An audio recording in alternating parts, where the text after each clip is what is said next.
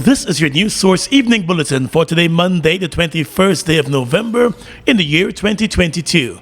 I'm Gordon Mosley reporting, and here's what we're tracking tonight. Minister of Finance Dr. Ashni Singh today defended the government's 8% salary increase for public servants, pointing out that the government had to take several considerations into account before granting that 8% salary increase. Well, look, there are a number of considerations that have to be taken on board in determining the level of salary increase that would be granted, including issues of sustainability, issues of parity, including issues of parity with the private sector. President Irfan Ali last week announced the 8% across-the-board salary increase for public servants, a move that has since caused some level of unease among public servants who have taken to social media to express their displeasure with the announcement.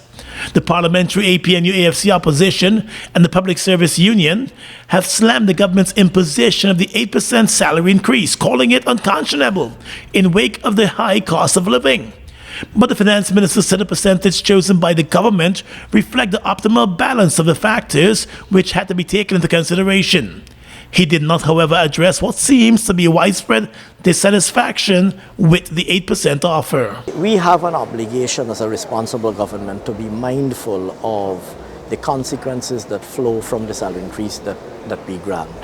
We have to make sure that the salary increase that we grant doesn't create distortions in the economy more broadly. We have to make sure that it doesn't have inflationary consequences. So there are a number of balancing considerations that have to be taken on board. And in arriving at whatever number we pay from year to year, we weigh all of those considerations in determining the final salary increase that is granted. On the issue of salary disparity, the Minister of Finance said priority will be given as a start at entry-level positions across different parts of the public service, with a view to resolve some of the inconsistencies. More news when we return in just a moment. Something big is here. GTT presents the moment you've all been waiting for. 'Tis the season to drive with GTT. Get your chance to be one of 4 lucky winners of a Toyota Raise, plus weekly giveaways and more. Simply activate a prepaid plan, sign up for fiber and voice plan, pay any 2 bills with MMG, or join the GTT family, and vroom! It could be you. 4 Toyota Raises, 4 winners. Drive with GTT.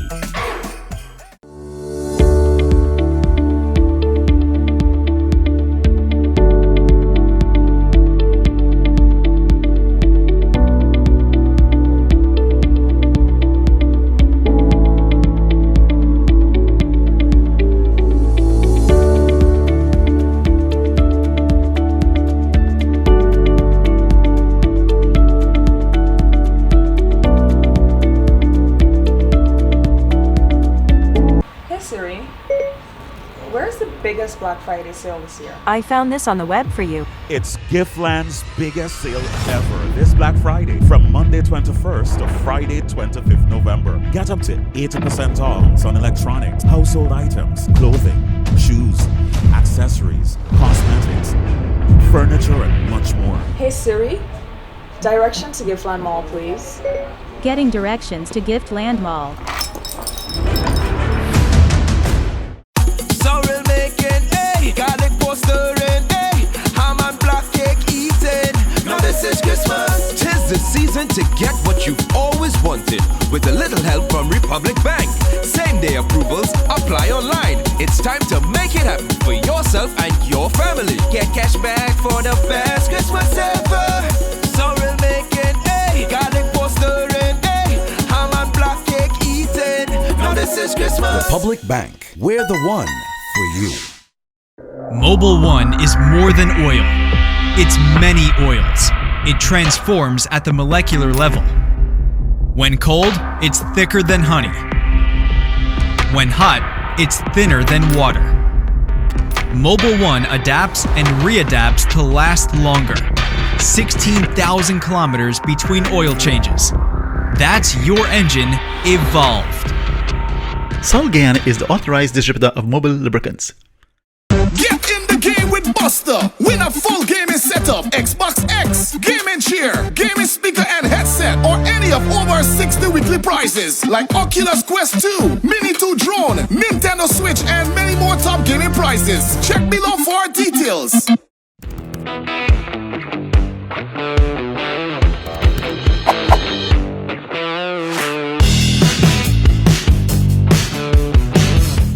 A 22-year-old woman was stabbed to death on Sunday night by her ex-boyfriend in Linden, who was not happy that she had broken off their relationship and was moving on with her life.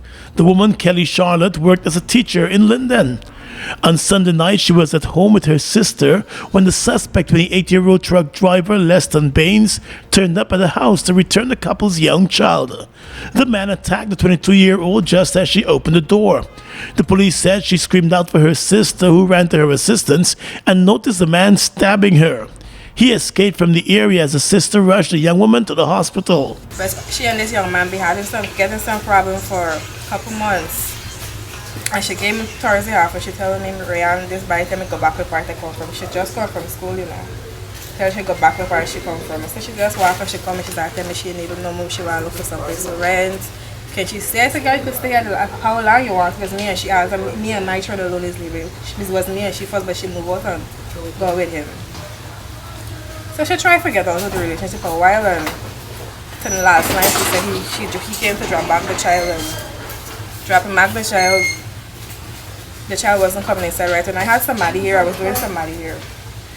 This guy come, wait till like this bad the person gone away. I was in the chair, sit on the big chair, and I get up and go to the back. So when I go to the back, I hear she start saying, Rayan, Rayan, and Ray, and she stopped. So when I hear her stop, I run to the front. And this guy had a knife and stabbing my sister all about, she body all about. I tried to hold she and this guy look at me with the knife. At the hospital, the young teacher was pronounced dead on arrival, and her body bore multiple stab wounds to the chest, abdomen, and back. A search was launched for the suspect. Police investigators are asking for anyone with information about his whereabouts to contact the nearest police station. Two brothers in Linden are in police custody and are likely to face murder charges after they pushed a boat captain overboard to his death early on Saturday morning. A police statement said the 55-year-old boat captain Alec Alexander was steering the boat towards the Wisma shore of the Demerara River when he was attacked and pushed overboard by the two men who were the only passengers in the boat. The boat drifted as persons on the shore who witnessed the incident raised an alarm. The police responded immediately and were able to locate the boat, arresting the two suspects in the process. According to the police, both suspects appeared to be of unsound mind. The boat captain's lifeless body surfaced in the same river early on Sunday morning. The investigations into that incident are ongoing tonight. The Ministry of Health is reminding citizens that the COVID-19 virus is still out there, and therefore persons should take precautions to safeguard themselves and family against COVID-19. There are 4 persons in the COVID-19 intensive care unit at the Ocean View Hospital, and more than 70 other confirmed cases recovering at home. Though the numbers are low, health officials have indicated that there has been an increase in new cases over the past few days. Though mask wearing is no longer mandatory and almost all of the guidelines have been relaxed, persons are still being encouraged to wear those face masks when in a crowded environment and to get vaccinated if they have not done so already.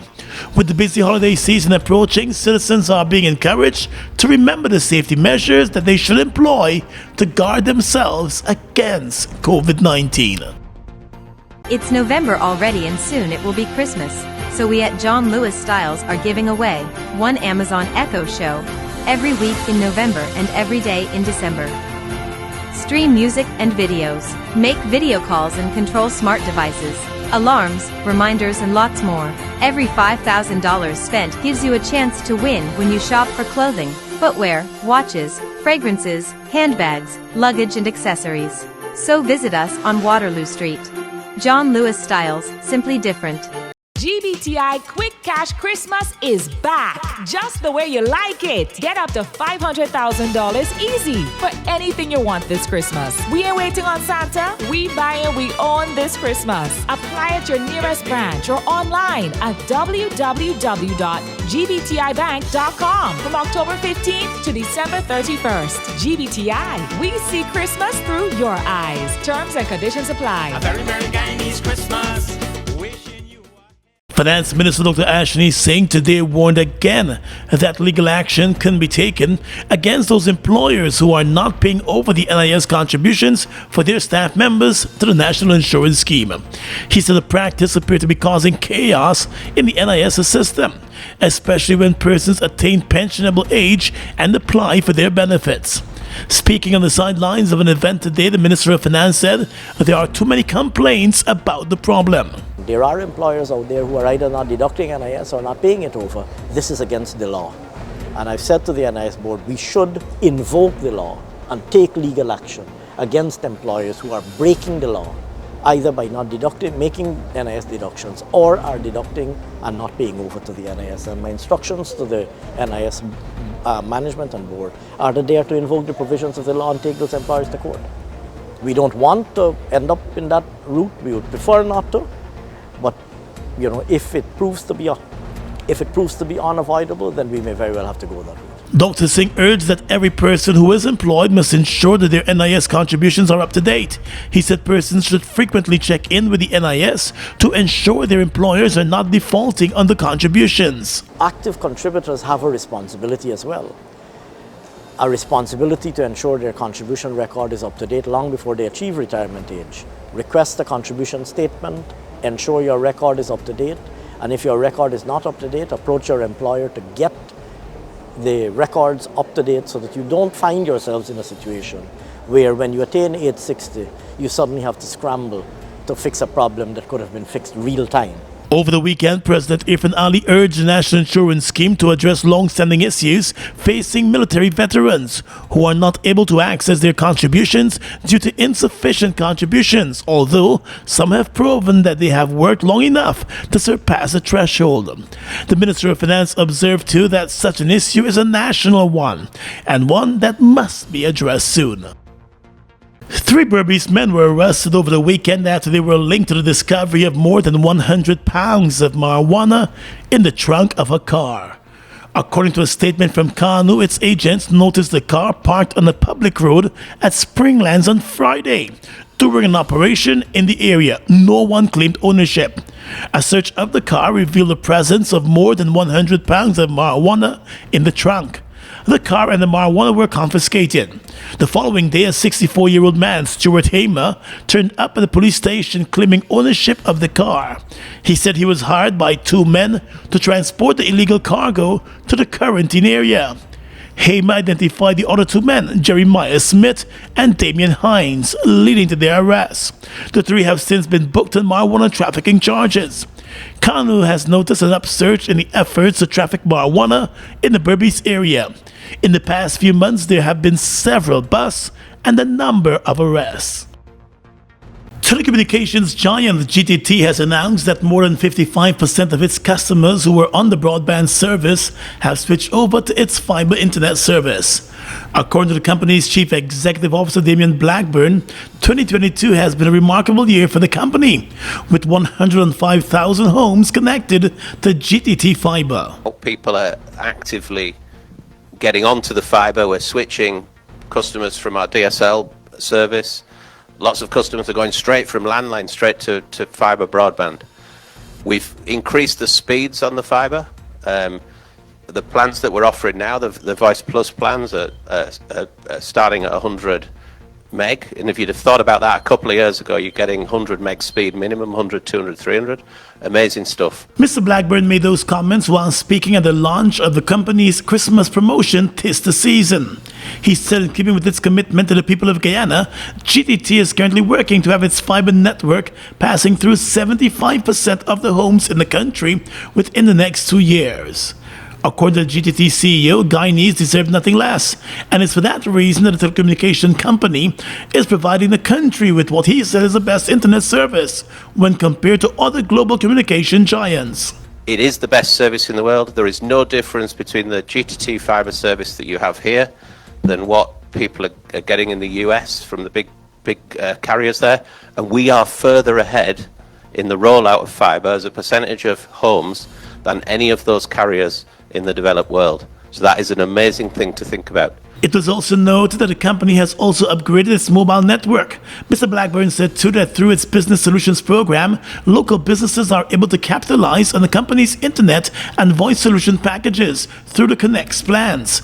Additionally, he said the company has significantly reduced the backlog of applications for landline services. We had a backlog of landline applications when I arrived into the thousands, and I'm pleased to report to you all tonight, this morning when we checked the backlog number, it was 108. Blackburn said that was not possible without the support of the team of Guyanese engineers who have been working to ensure that persons who are desirous of having landline service are provided with that service. Census takers are visiting communities across Guyana and collecting information from every household. This information will help the government to plan better for our country's development. All the information shared will be treated as strictly confidential, and everyone is asked to participate.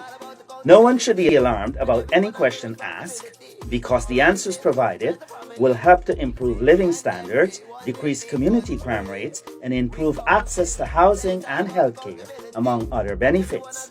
The census gives us the tool to identify some of these important gaps that exist across communities, within communities, and across regions, so that we can have targeted intervention.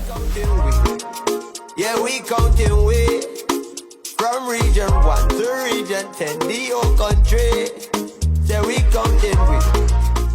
Food Max Supermarket, located on the ground floor of the Giftland Mall, is your one-stop shop for all your grocery needs. We stock a variety of imported frozen meat and food products, fresh produce, and pet supplies, freshly made bread. Rotisserie chicken and patties are also available daily. Shop in comfort today at Food Max and let our courteous staff assist you in satisfying your shopping needs. Food Max, the fresh food specialist. It's one of your biggest goals, getting your own home, where memories are made, where happiness lives. You may feel that home ownership or renovation is beyond your reach, but we at Republic want you to know that there's always a way. Ask us about our suite of mortgages. Let's help make your housing wishes come true, or advise on how the equity in your existing home can finance other dreams and goals. Call or go online to learn more. Buster, win a full gaming setup, Xbox X, gaming chair, gaming speaker and headset, or any of over 60 weekly prizes like Oculus Quest 2, Mini 2 drone, Nintendo Switch, and many more top gaming prizes. Check below for details. Fuel it up and drive, Super 95. Fuel it up and drive, Super 95. Protect your fuel system, boy. High mileage and performance, boy. Guyoil's Super 95 gasoline gives you more reasons to drive and is available at 56 service stations nationwide. For affordable price, high performance, and high mileage, choose Guyoil's Super 95 gasoline. Fuel it up and drive!